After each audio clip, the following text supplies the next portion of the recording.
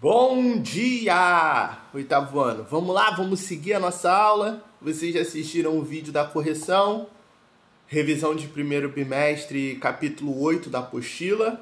Falei com vocês, se tiverem alguma dúvida, é só me mandar lá pelo Telegram ou me mandar pelo portal. Estou lá para resolver e tirar as dúvidas de vocês.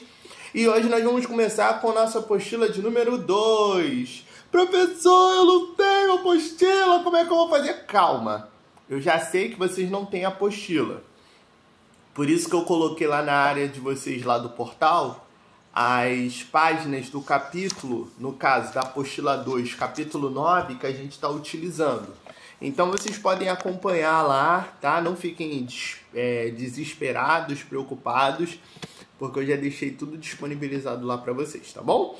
Então vamos começar? O capítulo 9, ele nada mais é do que a continuação do capítulo 8, que nós falamos sobre a Revolução Francesa. Ô Brenda, como está meu francês? Revolução da France, tá? Essa é uma das revoluções mais importantes para o nosso mundo ocidental, porque representa o fim do absolutismo na Europa, tá? Nós já temos o fim do absolutismo na Inglaterra no século XVII e agora no século XVIII nós vamos ter o fim do absolutismo na França, tá? A França, ela é uma das principais casas absolutistas na Europa. Vocês lembram lá no ano passado, deveriam lembrar, que eu falei para vocês que na França a gente tinha um absolutismo clássico, o chamado Rei Sol. O rei, ele se intitulava o centro do poder. Um dos Luíses da França, se eu não me engano, foi o Luís XIV. Ele vai chegar a dizer a célebre frase que l'extrême, o Estado sou eu. Então a França era a personificação do poder centralizado nas mãos do rei. Na semana retrasada, lá no dia 14, eu falei com vocês a respeito da crise que a França atravessou. Crise política, crise econômica, crise social. O país só chegou à Revolução Francesa através de crises que o país estava enfrentando, aonde o regime absolutista, o governo de Luís XVI, não conseguiu resolver esses problemas, tá bom?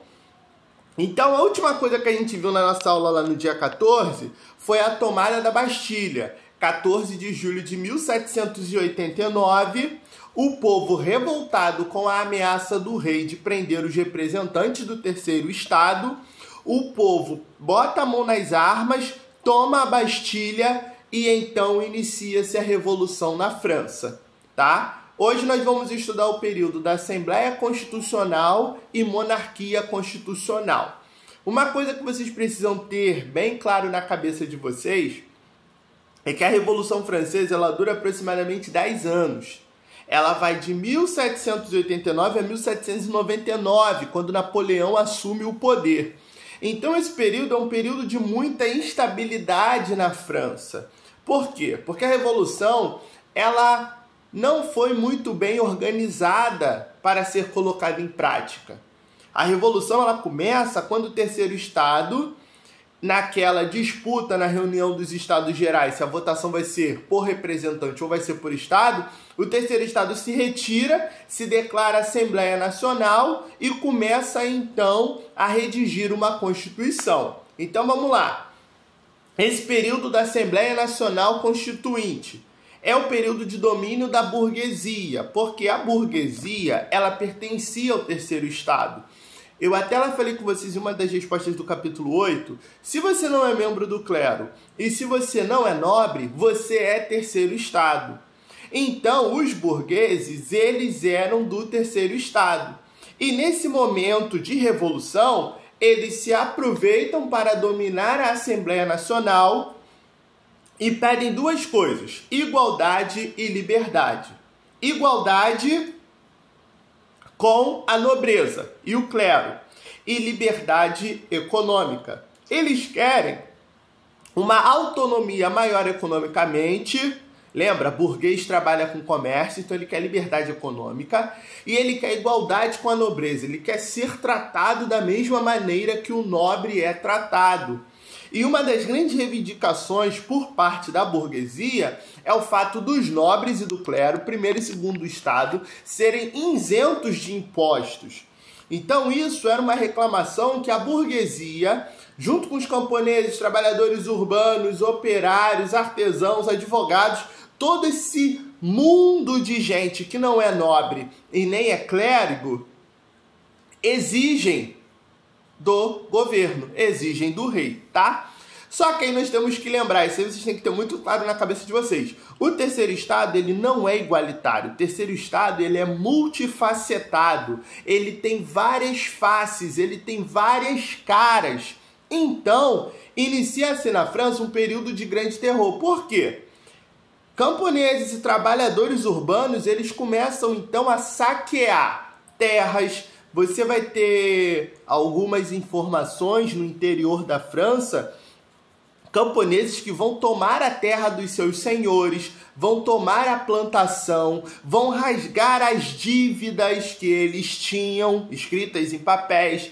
Você vai ter invasão de castelos, você vai ter muitos nobres que vão ser até mesmo mortos. Por quê?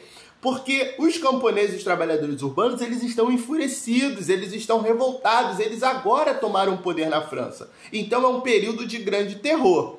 O que então a burguesia, tentando pacificar essa situação, tentando controlar, ela promove algumas leis que visavam atender os desejos dos camponeses e dos trabalhadores urbanos, que é, os camponeses não precisariam mais pagar impostos, eles ficam isentos de impostos.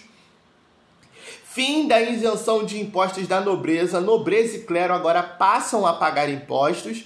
E o fim da servidão. A França ainda, em muitos territórios, principalmente no interior do país, você vai ter aquela servidão no estilo medieval, onde o cara está preso à terra, ele é um servo, ele trabalha por terra e comida, tá? E ele dá parte da sua plantação. Então, a burguesia, para tentar pacificar o país, vai colocar essas leis para baixar a temperatura, tá bom? 1789, como eu falei com vocês, a revolução foi tão rápida, de uma hora para outra o país estava em revolução, o terceiro estado tomou o poder, que eles não tiveram tempo de redigir uma Constituição. O que é a Constituição? Constituição é a lei máxima de um país, tá? Então, o que o terceiro estado, que era a Assembleia Nacional, teve que fazer? Eles continuaram, um grupo, escrevendo a Constituição Francesa, a nova Constituição que limitaria o poder do rei, e em contrapartida, eles fazem um documento que ficou chamado da Declaração dos Direitos do Homem e do Cidadão. Era um documento onde, principalmente a burguesia, coloca a legitimidade da revolução. Esse documento, ele tinha o intuito de mostrar para o povo, para os franceses, que o país estava mudando, para mostrar que a revolução era necessária para acabar com as desigualdades que você tem. A França, como eu expliquei na aula passada, era um país extremamente desigual, e para você também promover dentro do país o fim do absolutismo, o poder centralizado nas mãos do rei, tá? Então aí eu coloquei esse documento, alguns trechos aí. Primeiro, o documento defende igualdade jurídica, todos são iguais perante a lei. Um nobre do mais alto posto do governo até um camponês pé rapado, eles são iguais perante a lei, tá? Liberdade individual, tá? Política, comercial e de expressão. Então, a liberdade individual, o indivíduo é livre, acaba com a servidão, tá? Política, você agora pode limitar o poder do rei. Comercial, comércio, livre comércio e de expressão, falar o que pensa, tá bom? Então, vocês estão vendo aí os princípios iluministas dentro da Revolução Francesa, tá bom? Depois, 2 anos, eles conseguem, então, acabar e redigem, finalizam a Constituição de 1791, que coloca os direitos civis, temos hoje na nossa Constituição, monarquia constitucional, poder do rei limitado pelo parlamento, tá? O rei respeita a Constituição, divisão dos três poderes, a ideia do Montesquieu, poder legislativo, poder executivo e poder judiciário. Lembra que eu falei isso? 3 poderes independentes entre si, feito por 3 pessoas diferentes, aonde um poder limita o outro, tá? Relembrando, o legislativo faz as leis, o executivo executa as leis e o judiciário julga, aplica as leis. Então, são 3 poderes separados, independentes entre si, mas um limita o outro, tá bom? E o voto censitário, que foi uma grande discussão que se teve na época. O voto censitário é o voto baseado na renda.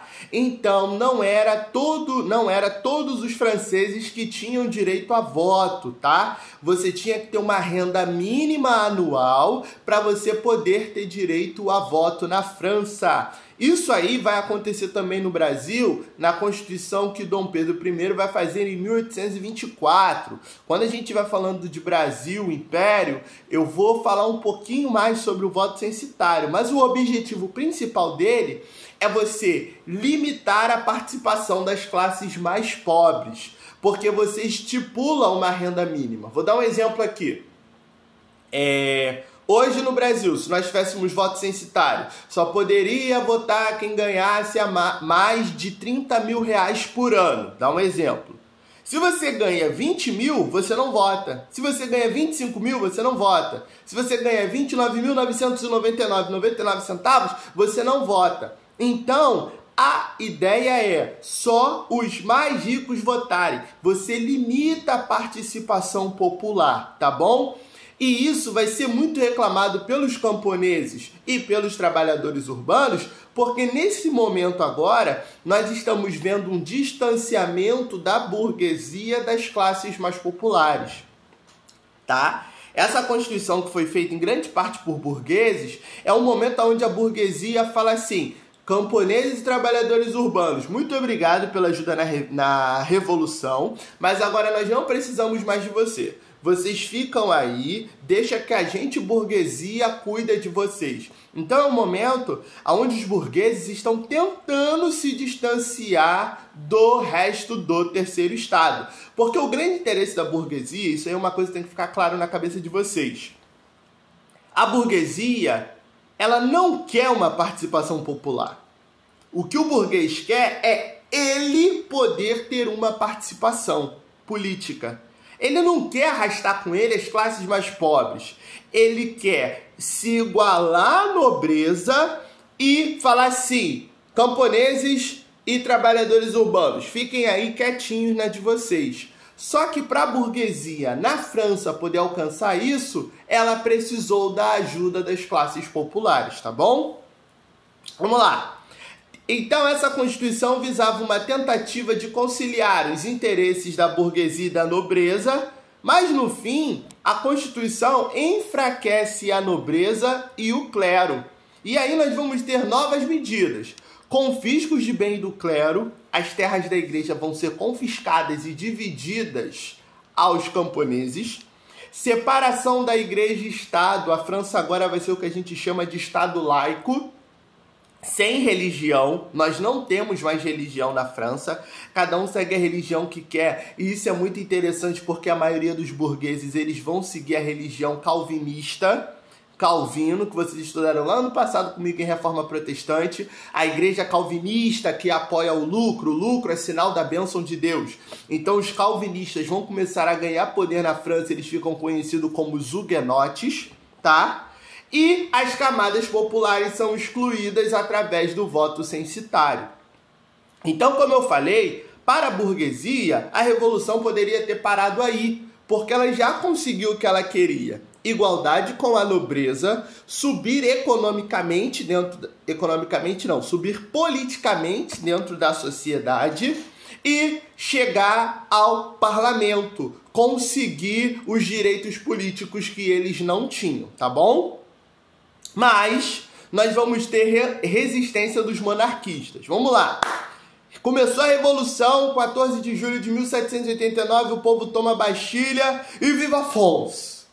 Vamos lá. O rei, professor, onde está o rei? O rei, ele estava na cidade, se eu não me engano, de Versalhes. Ele é levado para Paris, mas até então ele não está preso. Ele está apenas confinado em Paris. O que vai acontecer? Um grupo de nobres, eles vão se organizar para tentar fazer duas coisas. Primeira coisa, eles precisam tirar o rei da França. Qual era a mentalidade deles? Nós precisamos tirar o rei do meio dessa revolução, levar o rei para um país que tenha um governo absolutista, esteja de acordo com a França, que era a Áustria ou a Prússia, tá? E depois disso, nós precisamos incentivar para que a Prússia e a Áustria invadam a França. Qual era o objetivo? Eu tiro o rei da França. O rei ele tentou fugir para a Bélgica, que a Bélgica também era um estado absolutista, uma monarquia. Eu tiro o rei da França, o rei organiza um exército com o apoio da Áustria e da Prússia, invadimos a França e restabelecemos a monarquia. E aí a fuga do rei é algo até muito engraçado. Um grupo de nobres pega o rei, muitos falam, não tem comprovação histórica, mas fala que o rei até foi fugido de mulher. Apenas um grupo bem restrito, o rei, a rainha, os seus filhos e algumas pessoas muito próximas, eles saem para fugir, para tentar atravessar a fronteira com a Bélgica. Mas qual é o problema que dá? Quando o rei tenta atravessar a fronteira, ele é reconhecido. E aí, quem estava cuidando dessa região de fronteira da França? Era os batalhões populares, as classes menos favorecidas. Quando eles veem aquilo, eles acusam o rei de traição. O rei estava traindo o seu povo, o rei estava traindo os ideais da revolução, e o rei, então, ele é levado prisioneiro para Paris. Então, a partir de agora que o rei se torna prisioneiro na França. Até então, ele não estava como prisioneiro. Ele estava apenas confinado. Mas essa tentativa de fuga dele, ele agora se torna prisioneiro. E aí é uma coisa que eu quero deixar claro para vocês. Eles não queriam acabar com a monarquia na França. Isso tem que ficar muito claro. O desejo da burguesia francesa era o que aconteceu na Inglaterra. O rei governar monarquia mais parlamentarista, com o parlamento. O parlamento limitaria o poder dos reis. Só que o Luís XVI ele não aceita essa situação. Ele não quer dividir o seu poder. Então o rei ele é preso tentando fugir e é levado para Paris. E aí sim ele fica preso. E aí o que vai acontecer? Essa Constituição vai ser aprovada e nós vamos iniciar o período da França da monarquia constitucional. Nós temos o fim da Assembleia Nacional Constituinte, aquela lá de 1789, e nós temos agora eleições para a formação da Assembleia Legislativa, um órgão eleito pelo povo de maioria burguesa, tá? As forças contra-revolucionárias, as forças que queriam restaurar a monarquia se acabam? Não. Eles tentam restaurar o absolutismo e os privilégios do clero e da nobreza. Essa Constituição tira todos os privilégios do clero e da nobreza. Agora, todos são iguais perante a lei. Como eu falei, um nobre no mais alto escalão do governo, até um camponês perrapado lá do interior da França, eles são iguais perante a lei. E aí o que vai acontecer? Essas forças contra-revolucionárias,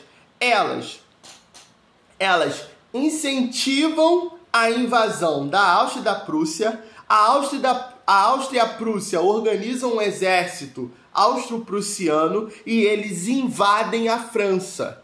E aí o que vai acontecer? Nós vamos ter uma reação da burguesia, e a burguesia se volta às classes populares, porque a burguesia agora precisa do apoio deles, como? Em agosto de 1792, nós temos a Comuna de Paris. Os trabalhadores urbanos tomam o poder na cidade de Paris, é um levante popular, e o rei é preso. O rei está preso em Paris, ele e a sua família. Em setembro de 1792, nós temos a Batalha de Valmy, que essa batalha é quando os batalhões populares, camponeses, trabalhadores urbanos, eles agora, pessoal, eles vão organizar o exército para a expulsão dos invasores, tá?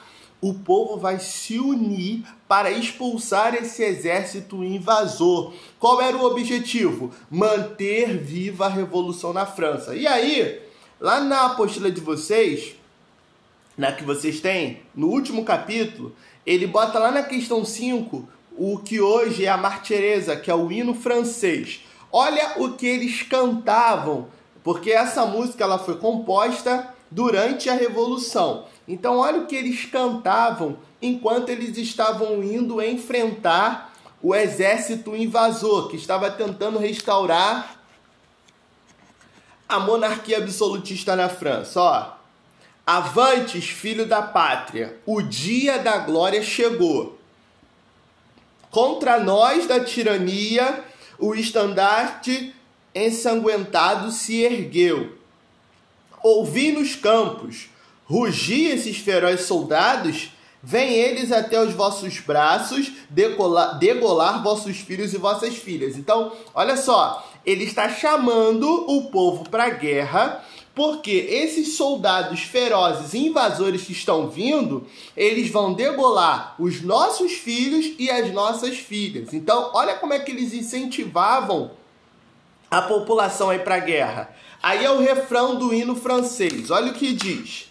As armas, cidadãos, formai vossos batalhões, marchemos, marchemos, que um sangue impuro banhe o nosso solo. Então vocês podem reparar que o povo francês estava pensando no seguinte: nós vamos para a guerra, nós vamos expulsar esse invasor, nós vamos manter a França livre. E por isso que a revolução consegue o seu êxito.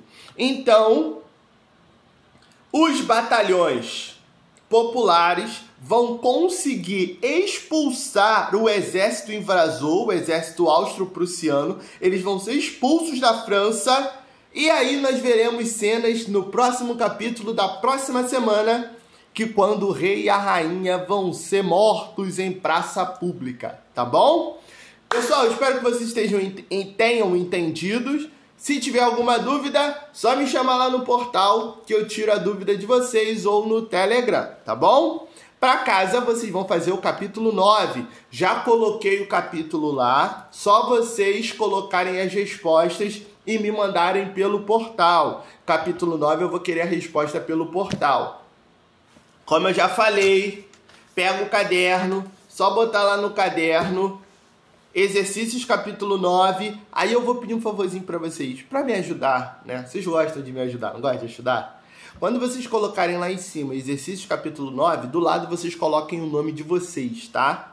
Foto legível, por favor, enquadre o caderno lá direitinho e me manda as respostas do capítulo 9 pelo portal. Tá bom, pessoal? Qualquer dúvida, estou lá no Telegram para atender vocês. Tchau, tchau, Brasil!